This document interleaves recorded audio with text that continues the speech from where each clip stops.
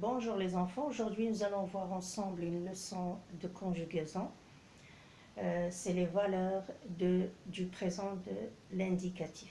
Donc nous allons voir trois formes de verbes, trois genres de verbes qui expriment le présent. Nous avons le présent de l'indicatif qui représente un temps du moment de parler. Nous allons voir aussi le futur proche et aussi le passé récent. Alors, nous allons commencer. Donc, notre leçon, c'est les valeurs du présent de l'indicatif. On va commencer par observer les exemples qui nous sont proposés. Regardez, nous avons la même phrase, c'est le verbe qui change, d'accord? Donc, Marwa, dans la première phrase, Marwa joue dans le jardin. Marwa va jouer dans le jardin. Marwa vient de jouer dans le jardin. Alors il faut faire attention, il faut aussi, pour faire la différence entre le premier, le deuxième et le troisième, nous avons le même sujet qui fait la même action dans le même lieu. Mais là, remarquez que nous avons la première phrase, Marwa joue. Quand? Maintenant, elle joue. Donc ici, c'est le présent. D'accord? Là, c'est le présent. Ça veut dire Marwa, elle joue. C'est le moment où elle parle, elle joue. D'accord?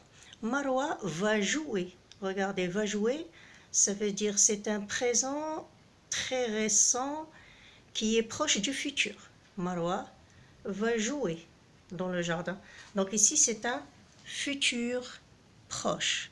C'est un futur proche. Remarquez que nous avons ici le verbe aller qui est conjugué au présent, plus le verbe à l'infinitif. C'est très important.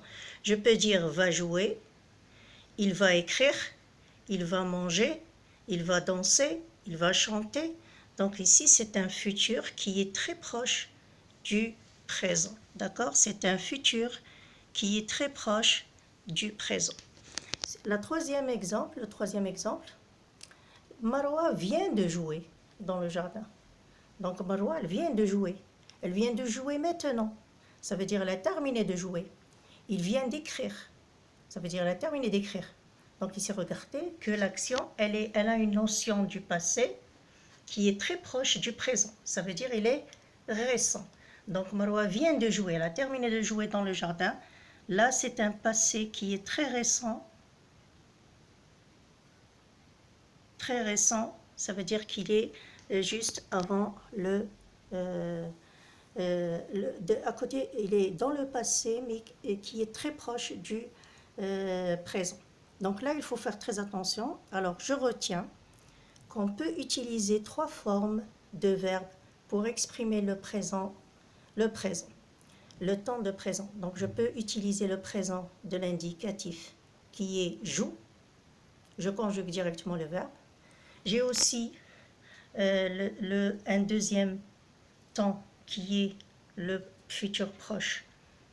D'accord? Donc le futur proche, c'est le verbe. Donc là, c'est le présent. Carrément là, on va écrire présent. Le temps de présent. Le futur proche, il se forme du verbe aller plus le verbe à l'infinitif.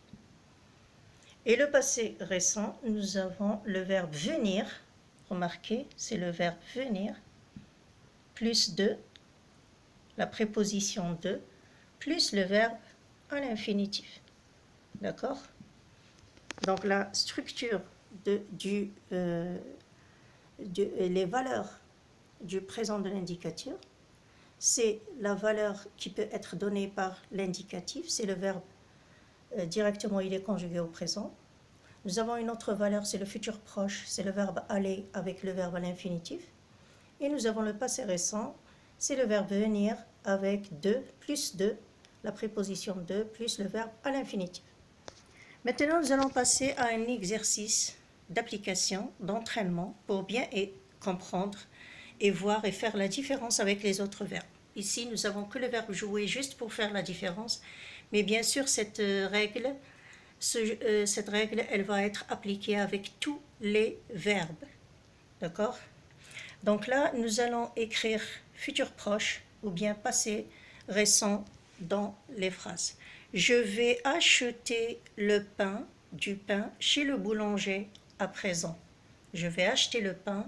Regardez, nous avons le verbe aller avec l'infinitif. C'est quoi? Donc là, c'est quoi? C'est très bien, c'est le futur proche.